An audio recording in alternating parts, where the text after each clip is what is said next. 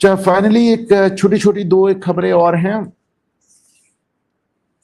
हाँ, चले जाते हैं मेरे कागज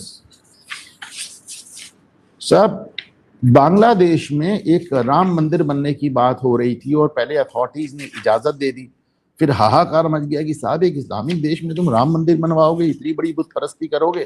तो जाहिर सी बात है बांग्लादेश की अथॉरिटीज ने सरेंडर कर दिया और राम मंदिर वहां पर बंद करा दिया गया। अच्छी बात है। आपको याद होगा बीच में पाकिस्तान में भी मरियम नवाज ने इस तरह की बात कही थी कि साहब जो पुराने हिंदू नाम है लाहौर वगैरह में उसको फिर से रखा जाएगा। उसके बाद वहां पे भी इतनी कट्टरपंथियों ने हाहाकार मचाया कि वो काम भी बंद हो गया। एक देखिए बड़ी अजीब सी बात है, ये दोनों ही देश कट्टरवाद में इतने आगे जा चुके हैं, इतने आगे जा चुके हैं कि वो कागज ही नहीं मिला मेरा। तो दोनों ही देश इतने आगे जा चुके हैं कि सरकार अगर थोड़ा सा भी बैलेंस की कोशिश करती है तो सड़क पे नंगा नाच होने लगता है। और दूसरी तरफ हम हैं जहां पे एक सही बात भी अगर कही जाती है तो लोगों को बहुत बुरी लग जाती है। हाल में हम हिंदुस्तान हैं, हमारे हिंदुस्तान में चाहे कानून हो या कुछ भी हो, समाज से अलग कुछ नहीं है। और अगर समाज में हमारे कुछ हाई कोर्ट और सुप्रीम कोर्ट के जजेस ने एक आध बार भगवत गीता को कोट कर दिया, एक आध बार वेदों को या मनुस्मृति को कोट कर दिया, इसको लेकर इतना बवाल, इतना बवाल। अच्छा ये बताएं, आप कहते हैं कि कोर्ट्स को, अदालतों को धर्म का नाम ही नहीं लेना चाहिए, केवल कानून बताना चाहिए। अरे यार, तो कानून ही धर्म के हिसाब से तुमने बना रखे हैं अम्बेडकर ने, नेहरू ने। मुस्लिम पर्सनल लॉ अलग है, हिंदू पर्सनल लॉ अलग है, ईसाई पर्सनल लॉ अलग है, मुसलमानों को हर तरह की सहूलियत है, किसी और को कोई सहूलियत नहीं, वगैरह वगैरह। तो मैं भी देख रहा था कि गडकरी आजकल कपिल सिब्बल की जब से, अच्छा कपिल सिब्बल का 100% ट्रैक रिकॉर्ड मैंने आपको कई बार बताया।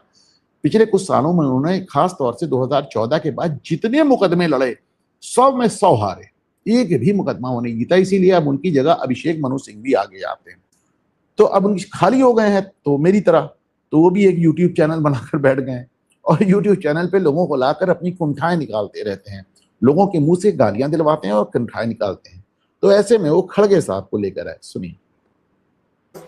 कई जजेस भी अपने जजमेंट में आजकल ये दे रहे हैं कि फलाना इसमें ये कहा गया, ग्रंथ में ये कहा गया।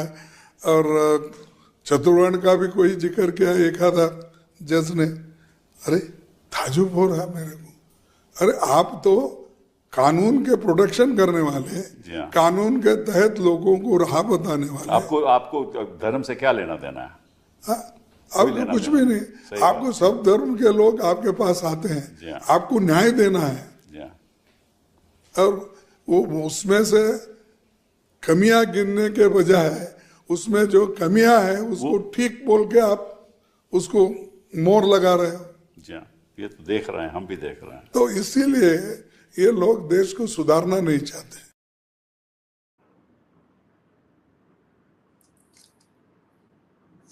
तो आपने चतुर्वर्ण का जिक्र कैसे कर दिया?